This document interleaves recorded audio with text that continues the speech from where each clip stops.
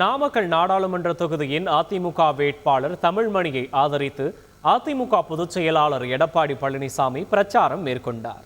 அப்போது தமிழகத்தில் திமுக அரசால் அனைத்து தொழில்களும் பாதிக்கப்பட்டுள்ளதாகவும், விசைத்தறி தொழில் சரிவடைந்த காரணத்தால் அதன் உரிமையாளர்கள் சிரமத்தில் இருப்பதாகவும் தெரிவித்தார். நீட் தேர்வு வர காரணமாக இருந்த திமுக தற்போது அதற்கு எதிராக பேசி வருவதாகவும், பொய்யான வாக்குறுதிகளை அளித்து மக்களை ஏமாற்றுவதாகவும் அவர் குற்றம் சாட்டினார். நீட் தேர்வு வந்தது, இதுதான் ஜீவோ, இதாங்க ஜீவோ. ஆனா பொய்யா பேசுறாங்க. ஆக இந்த மண்ணில் பிறந்த ஒருவர் நாடாளுமன்ற இருக்கின்ற பொழுது திமுக கட்சி சேர்ந்தவர், அந்த பாரதிய ஜனதா அமைச்சரவையிலே சுகாதாரத்துறை இணை அமைச்சராக இருக்கின்ற பொழுதுதான் இந்த நீட் தேர்வு கொண்டு வரப்பட்டது. கொண்டு வந்ததும் அவர்கள் இன்றைக்கு ரத்து செய்ய வேண்டும் என்று மக்களை ஏமாற்றி நாடகம் அடிப்பதும் திமுக கட்சி.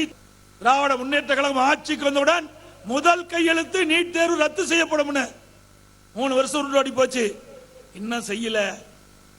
திரு உதயநிதி ஸ்டாலின், திரு ஸ்டாலினுடைய மகன், அவர் தேர்தல் பிரச்சாரத்தில் சொன்னார், இந்த நீட் தேர்வை ரத்து செய்வதற்கு எங்களிடத்தில் ரகசியம் இருக்குன்னு சொன்னார். இந்த ரகசியத்தை இதுவரைக்கும் வெளியிடவே இல்லை. ஆக மக்களை ஏமாற்றி கவர்ச்சிகரமாக பேசி ஆட்சிக்கு வந்த அரசுதான் விடியா திமுக அரசு. அதிமுக கூட்டணியில் புரட்சி பாரதம் கட்சி தொடரும் என அக்கட்சியின் தலைவர் பூவை ஜெகன்மூர்த்தி தெரிவித்துள்ளார்.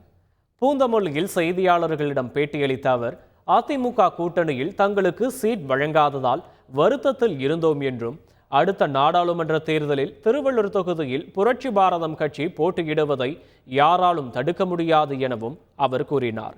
பெரும்பாலான தொண்டர்கள் அதிமுகவுடன் தொடரலாம் என கூறியதால் அதில் தொடர முடிவு செய்யப்பட்டது என்றார். செய்திகளை உடனுக்குடன் தெரிந்து கொள்ள உடனே சப்ஸ்கிரைப் பண்ணுங்க.